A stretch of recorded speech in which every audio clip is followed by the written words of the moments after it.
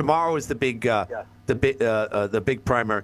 So what is your take on things right now? As far as, I always ask this, and sometimes we get caught in the minutia of the weeds, if you will, of what's going on from he said, she said, in this case, literally. But, what are your thoughts? What are the constituents saying from various parts of this huge district? I think they really see through the lies, and they're just disgusted with the kind of campaign that she ran. I mean, look, Glenn, I can tell you this flat out. From the last time I ran against Claudia till right now, I never wanted to run like a personal attack campaign, and I actually told her that the first time we met. I shook her hand, and I promised her I wouldn't bring up her marriage, her family business, her personal finances, her personal life at all. She took the exact opposite approach. She's attacked my family members, my business. She brought up a late water bill I had. She messaged people and talked about saying I'm not a good father and I'm a loser. Really horrible stuff. She made up a lie that said I had stolen valor. And, when she cut a clip where I was explaining how after 9/11 I tried to serve the country and I joined into the Army and they got me my GED to go to the Army on a fast track and everything was ready to go. And then my father wouldn't sign. And she clipped where I said I joined the Army and then said, oh, he said he joined the Army, but he never served. So it was a really dirty tactic where anybody who can watch the full video knows I never claimed to have served. And as the son of an Army veteran and the grandson of a Korean War Navy vet and the great-grandson of a Army vet who fought in World War I, that's just disgusting, shameful stuff. And I never went there, and win or lose, I'm proud of the campaign we ran, that we never went to the gutter. And that's all her campaign was. It was really just personal attacks that were fabricated because she cannot defend her record. And I think it's a shame that we have people like that in office that really do a disservice to politicians everywhere, because this is why people make all the jokes about politicians and why they say, oh, they're bought and paid for and the establishment and, they're working for the corporations. Claudia Tenney's the poster child for a politician who sold out the American people. And that seems to be what, it's funny that you should say that, because that's exactly what we hear about the Democrats. And yet there's a lot of people that are saying the same thing about their own party. Yes. Go ahead. No, and that's what I think is happening, that the Republican Party, at least half, and I'd say it's closer to 60 or 70 or maybe even 80% of the Republican Party right now are basically Democrats. They say certain things that they disagree with, but when it comes down to it, they're just self-serving people that are taking corporate money, that are doing anything and everything to undermine us, and they're there for themselves. And we see that on the left, but unfortunately, our party has gone more and more that way. And when somebody like myself, who is a true Republican, who is a real conservative, who's raising a family, who's a normal person, who actually tries to come in as a citizen statesman like the founders intended, they throw everything at you they can and hope something sticks. When President Trump was running, you saw what the Republican Party did to him. They were worse than the Democrats. You saw what happened when Brett Kavanaugh was trying to become a Supreme Court judge. All of a sudden, they're saying the guy's a serial rapist.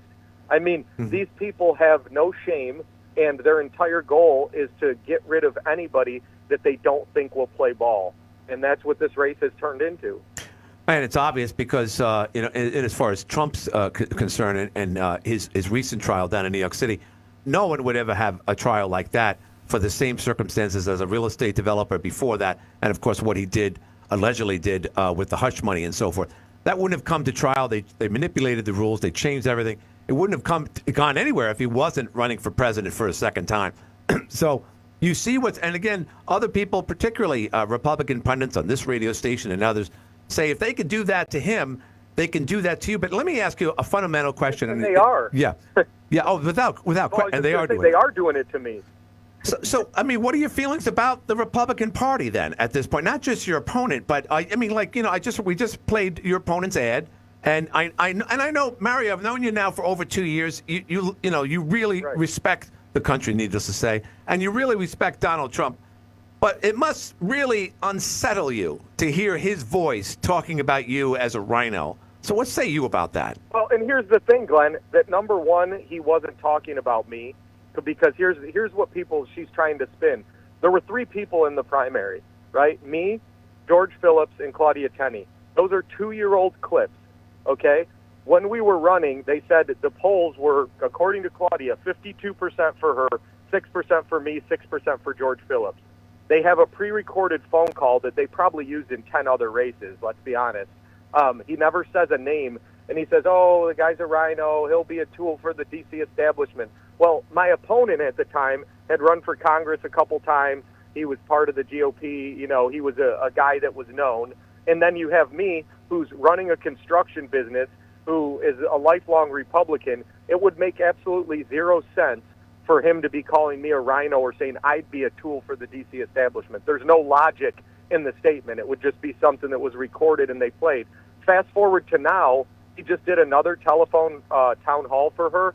He never mentioned my name, never even said an opponent, and just talked about Claudia, and then it ended. That tells you everything you need to know. Right there. I mean, obviously, listen, I know how it is to edit things, to do video, audio. I've done it all.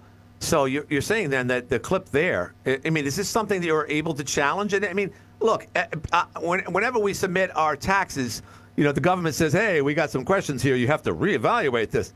Is there any recourse in your, I mean, running like this, running at this level as a congressperson, is there any means or can you approach someone and say, hey, that's from 2 years ago. He's talking about Phillips, not me. Can you even do that, Mario? Right. No, and that's the thing. It's just it takes energy, right, and resources and time to do that. So if we start going out there and trying to, rebuff everything she says, then we're going to not run our race. And that's why in this race, just like right now, she made up all this stuff about the stolen valor. The news has done it. It's very simple. Buffalo News put out an article and saying, yep, they fact-checked it, and it was actually false.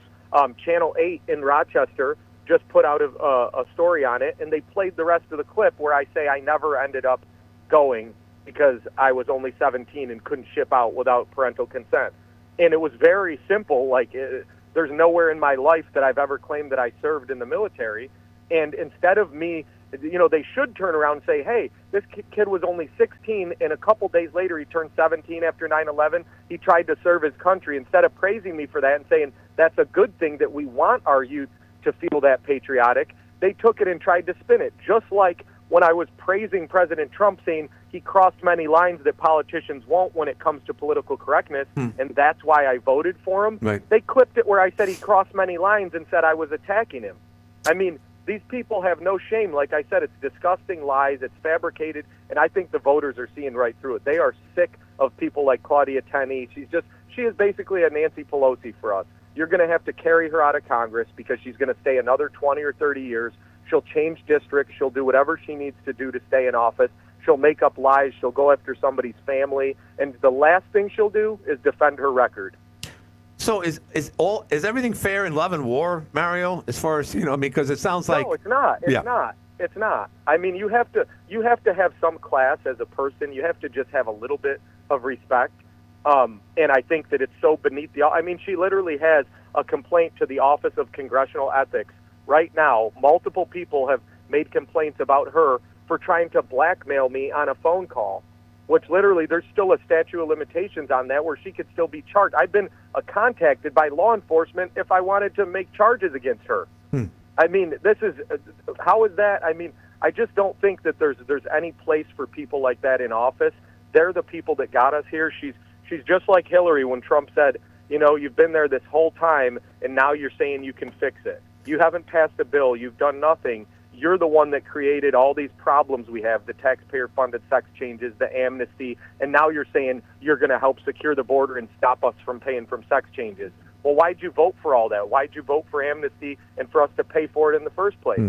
They create the problems and then say, I'm the only one who's going to fix it. We gotta wake up and just say enough of these people. The dynamics of running in a primary are a lot different than running, as you know, in a general election. And that's when, and again, I've said this many times, I've been very transparent about this, not just about Congresswoman Tenney, but especially people in the Northeast in a blue state like ours. Granted, it's upstate, I get that, but it's such a large district that there's pockets of liberal voters and Republican voters. So while for the general election, you got to essentially appeal to both, right, Mario? In the primary, you have to just appeal to Republican voters. So this is somewhat of a challenge for someone. No, Go ahead. I'm not. In this district, the good thing is we won by 100,000 votes, and that was with Claudia Tenney running sometimes 10, 15, almost 20 points behind local candidates. Like just here in Ontario County, the guy who was running for sheriff, I think he was 17 points ahead of her in his race, and the state senator was like 14 I think 14 points ahead of her. So she was running, even her, who runs notoriously weak in elections, she was able to win by 100,000 votes and 30-something points, and she's not even from here. So a local candidate like me, who's not going to be wishy-washy, and I think I'd run better than her, and we'd win by 40 points. So I'm not going to compromise my values. That's why I chose to run in this district, because I don't have to be wishy-washy. Right. They wanted me to initially run, I think, in like New York 22, where Brandon Williams is, and it was a Democrat district, and I said, there's no way. I'd have to be a total phony to win in a district like that. I cannot pretend that I'm somewhere near the middle, because I'm just not. And that's why Claudia Tenney refers to me as extremely far right on Channel 7 in Watertown, and says that I'm dangerous because I'm so far right. And obviously that didn't work, so she's saying I'm far left now. That I don't get. That's the real part I don't understand. Yeah. Yeah, no, and I've talked about that. But okay, so here's one thing: no debate, and you probably know this. The congresswoman, excuse me, sorry for that, was here last Monday. She's been here many times, but this time obviously about the campaign. Of course, other things going on in the world that to me is important. But in the root of why and how she looks at Mario Fratto is that you haven't accomplished enough to be running for congressperson, to run at this level. What say you about that, Mario? I say that sounds almost identical to what Hillary Clinton was saying about President Trump, and what all those senators and congressmen that were running against Trump in the primary were saying about him, is because they don't like people that they feel skipped the line. They want the career politician mold. So they want somebody who comes in that basically auditions to be a politician. I say Claudia Tenney went through the farm leagues of politics by going to Albany and showing that she could take lobbyists out to dinner, and that she could take corporate money, and that she could be basically working on behalf of anybody but her constituents, basically working for herself and for corporate donors. And then once she proved that she could do that, they called her up to the big leagues and said, let's have her run for Congress, because now she plays the game already, and she's ready for Congress. So when people like her come in, she says, oh, I've only done 1 term, 2 terms, 3 terms. I haven't been here that long. Well, you were working for an assemblyman for almost a decade, and you were in Albany, and then you were an assemblywoman for multiple terms, running for judge, doing all this stuff. It's like her 10th time running for something, and it's like they basically, by the time they get into Congress, they're already a bought and paid for politician. So you need people like me, or say Congressman Gosar from the Freedom Caucus, who endorsed me. He was a dentist, 50 years old, ran for office, and he's got the best record in Congress, 100% conservative rating. Claudia Tenney's got a 56% F grade.